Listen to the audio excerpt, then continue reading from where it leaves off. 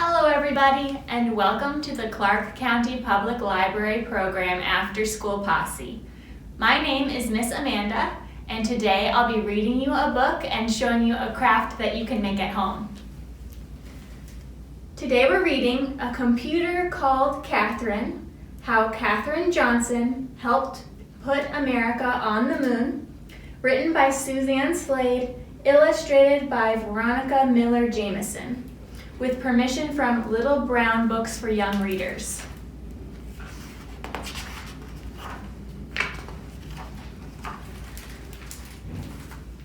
Everywhere she went, Katherine counted. She counted her steps to church. She counted the plates on the dinner table. She even tried counting the stars in the sky. Most important of all, Katherine counted the days until she could start school. Finally, at age 5, she followed her brother hundreds of steps to the 2-room schoolhouse. An excellent student, Katherine devoured thick books and added numbers at the speed of light. So the teacher decided she would skip first grade and start in second. But Katherine was such a fast learner, she later skipped 5th grade too.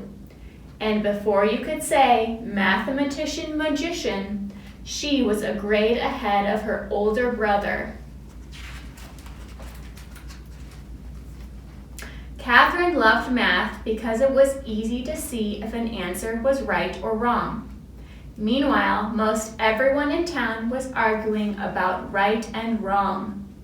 Some people said it was wrong for children of different skin colors to attend the same school. Others said it wasn't right for women to work at the same jobs as men. Their arguments seemed wrong to Katherine, as wrong as 5 + 5 = 12. She believed everyone should be treated the same. So she kept working hard in school and dreamed of a future when all people would have equal rights. Katherine finished 8th grade when she was only 10 years old. But her town didn't have a high school for Black students. Determined to keep learning, she counted the dusty miles, 120 in all, as her family moved closer to a school she could attend. There she took an exciting math class called geometry. She learned how points and lines make shapes, triangles, trapezoids, and perfect parallelograms. And her love for math grew exponentially. At 15, Katherine started college. She flew through every math class at West Virginia State, so a professor taught her harder classes just for her. In advanced geometry, she plotted points on a graph. When she connected the points, they created a beautiful U-shaped curve called a parabola. It was love at first sight. After graduation, Katherine became a math teacher. Back then, people said women could only be teachers or nurses. Katherine knew that was wrong as 10 - 5 = 3.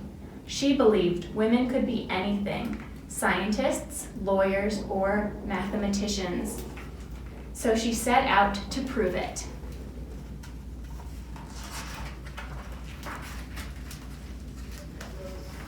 Katherine discovered a research center in Virginia that was hiring women mathematicians.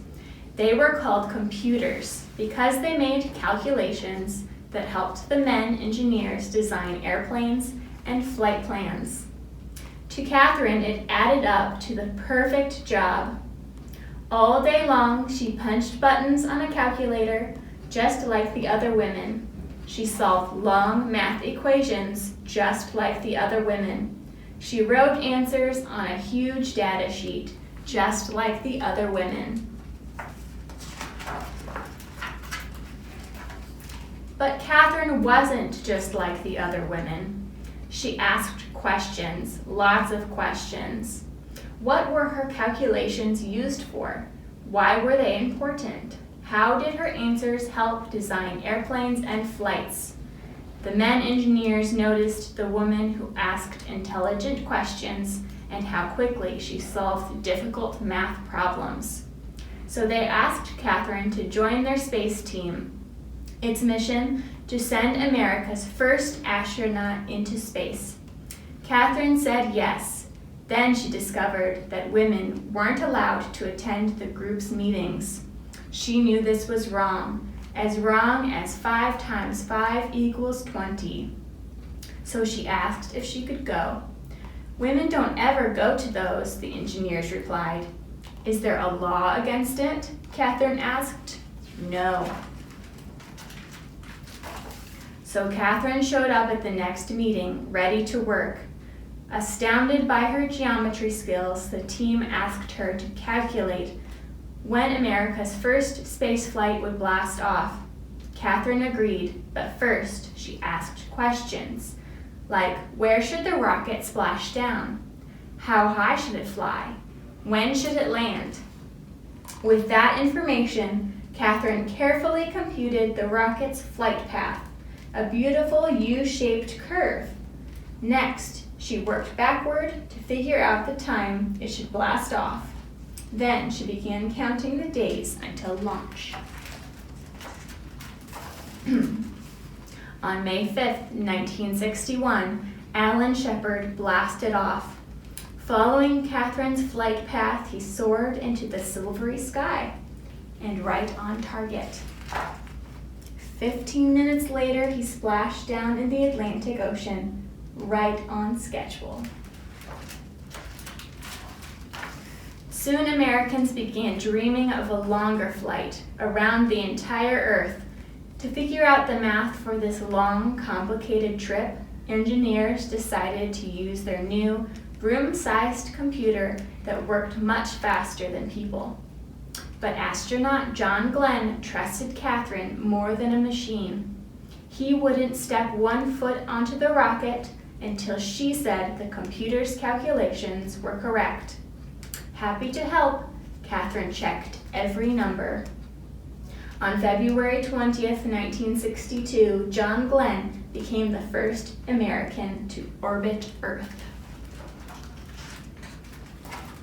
Then people began wondering if an astronaut could travel all the way to the moon.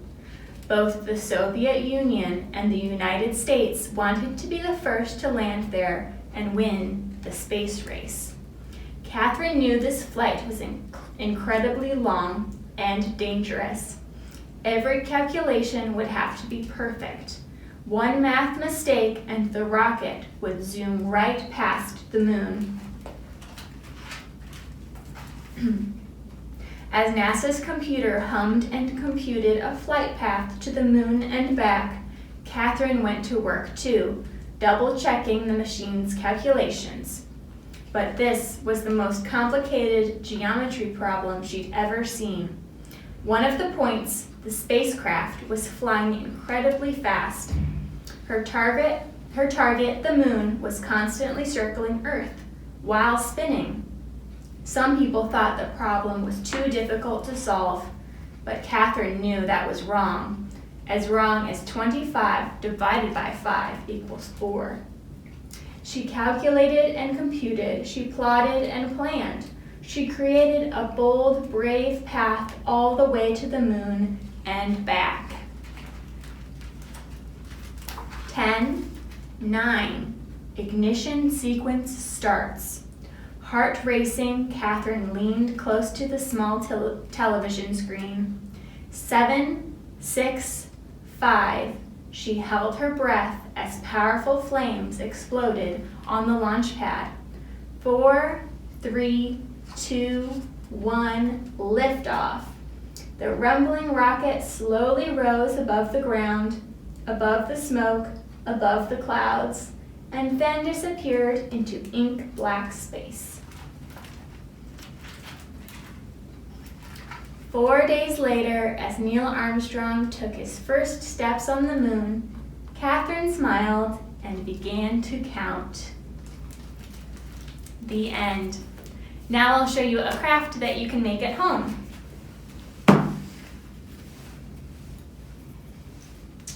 have made a constellation projector using a flashlight and some black construction paper. First, you'll take the flashlight and trace some circles that will fit across it, and then punch some holes to create your favorite constellation or make up your own. You'll then take the flashlight apart and remove the reflected part so that your stars will show up clearly. Thanks for listening. Bye.